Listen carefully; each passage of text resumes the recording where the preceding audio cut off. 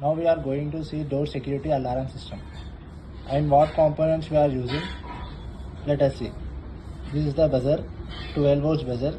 This is the IR sensor and this is the 9 volts battery. Now buzzer positive wires goes to IR sensor VCC pin and buzzer negative wires goes to IR sensor out pin, and this is the 9 volts battery. This 9 volts battery positive wire goes to VCC IR VCC pin and negative wire goes to ground pin, IR ground pin.